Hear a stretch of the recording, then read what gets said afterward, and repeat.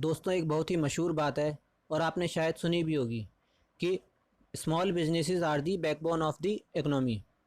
हमारा ही नहीं बल्कि सभी देशों का ये मानना है कि इकोनॉमी की बैकबोन स्मॉल बिजनेसेस होते हैं।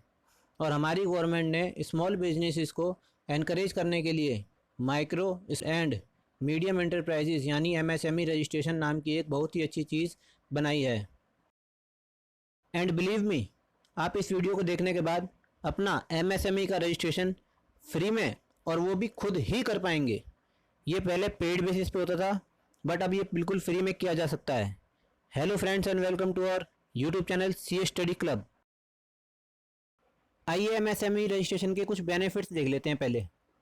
पहला, कोलेटरल फ्री लोन, मतलब कि एमएसएमईज को गवर्नमेंट की स्कीम्स के अकॉर्डिंग कोलेटरल फ्री लोन दिया जाता है बैंक से, बिना सिक्योरिटी के लोन, और जिसका इंटरेस्ट रेट भी चीपर होता है, मतलब कम होता है।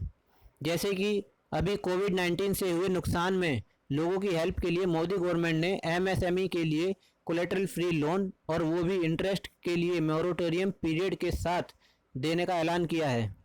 सेकंड पॉइंट, ओडी लिमिट पर भी इंटरेस्ट रेट सस्ता होता है। जो एमएसएमईज को ओडी लिमिट दी जाती है उस पर भी उनको इंटरेस्ट रेट में छूट दी जाती है। थर्ड, एमएसएमई रजिस्टर्ड बिजनेसेस के लिए लाइसेंस लेना भी आसान और सस्ता होता है और बहुत से टेंडर्स सिर्फ एमएसएमई बिजनेसेस के लिए ही निकलते हैं, जिससे कि आपकी बिजनेस अपॉर्चुनिटी बढ़ जाएं। Fourth, timely payment. अगर कोई कस्टमर आपसे माल परचेज करता है तो ये उसकी लायबिलिटी बन जाती है कि वो आपको उस माल की पेमेंट 45 डेज में कर दे।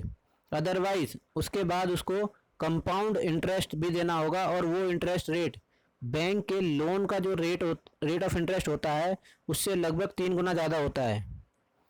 Next, capital subsidy for new technology, मतलब नई मशीनरी और नई टेक्नोलॉजी एडवांसमेंट के लिए आप जो भी इन्वेस्टमेंट करेंगे उस पर गवर्नमेंट सब्सिडी देती है।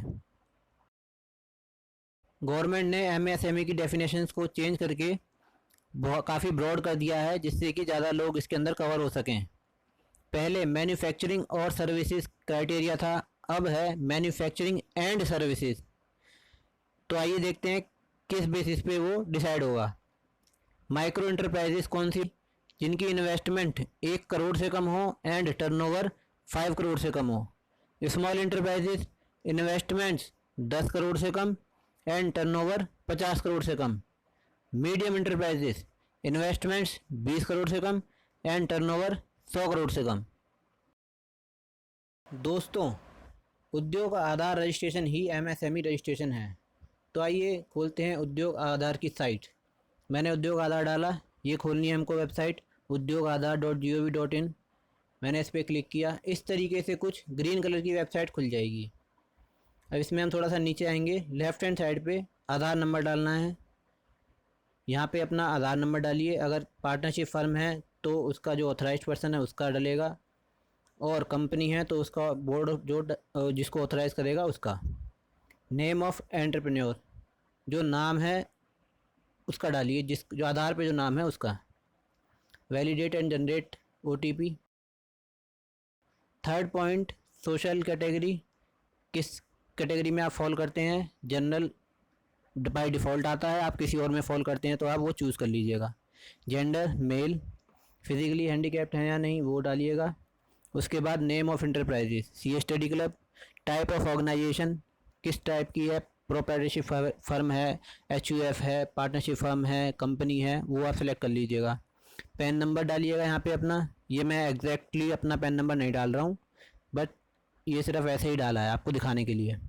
फिर नीचे लोकेशन ऑफ प्लांट, प्लांट की लोकेशन डालिए, उसका पूरा एड्रेस डालिए, फ्लैट नंबर, डोर या ब्लॉक जो भी है। नेम ऑफ प्रेमाइसिस, कुछ भी, मैं ग्राउंड फ्लोर डाल रहा हूँ। रोड, स्ट्रीट, लेन क्या है वो, एरिया, लोकेलिटी वो डाल दीजिएगा। यहाँ पे कर देते हैं ITO, city new Delhi, pin code 110001, शहर दिल्ली ऑब्वियसली, तो यहाँ पे दिल्ली आ जाएगा। डिस्ट्रिक्ट डिस्ट्रिक्ट खुल जा, ये आता है सेंट्रल दिल्ली में, तो हमने इसको डाल दिया सेंट्रल।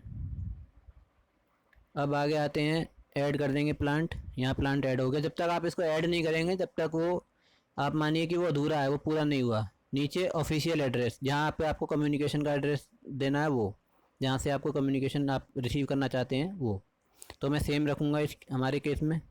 तो वही डाल दिया मैंने ऊपर। स्टेट दिल्ली, डिस्ट्रिक्ट वही सेंट्रल, डिस्ट्रिक्ट सेलेक्ट कर लेते हैं, डिस्ट्रिक्ट आ गई central. Pin code 110001। Mobile number ये भी मेरा जेन्युइन नहीं है, मैं सिर्फ ऐसे ही डाल रहा हूँ 10 डिजिट्स कोई भी। ईमेल आईडी ये भी जस्ट शो करने के लिए। अब आ गई हमारी email ID @outlook.com। Date of commencement, कब से आपका जो है उद्यम स्टार्ट हुआ था, आपका बिजनेस कब से स्टार्ट हुआ था, वो डाल लेते हैं। मैं डाल लेता हूँ 2019 अप्रैल 5 अप्रैल एक्चुअली मेरा बर्थडे होता है। प्रीवियस रजिस्ट्रेशन 12th पॉइंट में क्या है कि प्रीवियस जो आपने एमएसएमई का रजिस्ट्रेशन करा रखा है अपने आधार नंबर से, वो आपको देना है, अगर है तो। मेरा नहीं है, मैंने नॉट एप्लीकेबल कर दिया। Next bank detail, IFSC code और बैंक अकाउंट नंबर। ऑब्वियसली ये तो सही होना ही नहीं है, तो मैंने ऐसे ही डाले हैं। Major activity of unit, manufacturing है या सर्विसेज है। मेरी तो सर्विसेज है, सी स्टडी क्लब, इसलिए मैंने सर्विसेज चूज़ किया। यहाँ पे अब एनआईसी कोड हमें चूज़ करना है, तो नीचे सर्विसेज का एनआईसी कोड सेलेक्ट करना है, इसलिए मैंने सर्विसेज पे क्लिक किया। अब एनआईसी कोड निकालेंगे।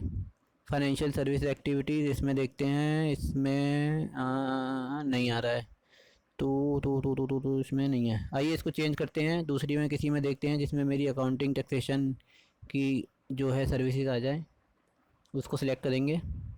लीगल एंड अकाउंटिंग सर्विसेज, इसके अंदर सेलेक्ट किया मैंने अकाउंटिंग बुक कीपिंग, और इसमें आ गया टैक्स कंसल्टेंसी। आप एक से ज़्यादा एक्टिविटीज़ भी सिलेक्ट कर सकते हैं, मैं आपको दूसरी भी ऐड करके दिखा देता हूँ। फिर से हम गए सर्विसेज पर, इसमें legal and accounting activities and now accounting book keeping auditing activities. अब इसमें है नेक्स्ट अकाउंटिंग बुक कीपिंग, ठीक है। अब आगे चलते हैं। मैं इसमें से एक डिलीट कर देता हूँ, मैंने सिर्फ आपको दिखाने के लिए जो है वो चूज़ करी थी।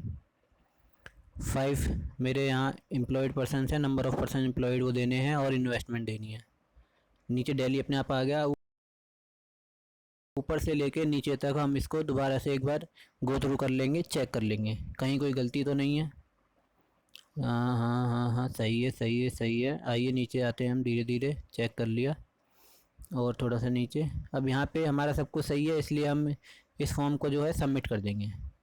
ये आपसे पूछ रहा है कि आप श्योर हैं सबमिट करने के लिए। ओके, यस हम श्योर हैं। अब इसने एक OTP और भेजा है, वही आधार वाले मोबाइल नंबर पे।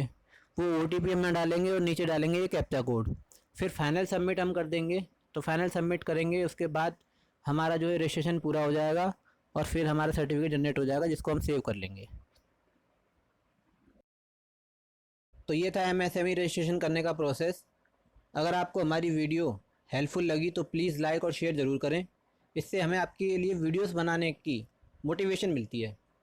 और हमारी वीडियोस की नोटिफिकेशन पाने के लिए बेल आइकन प्रेस करके हमारे चैनल को सब्सक्राइब कीजिएगा। जय हिंद।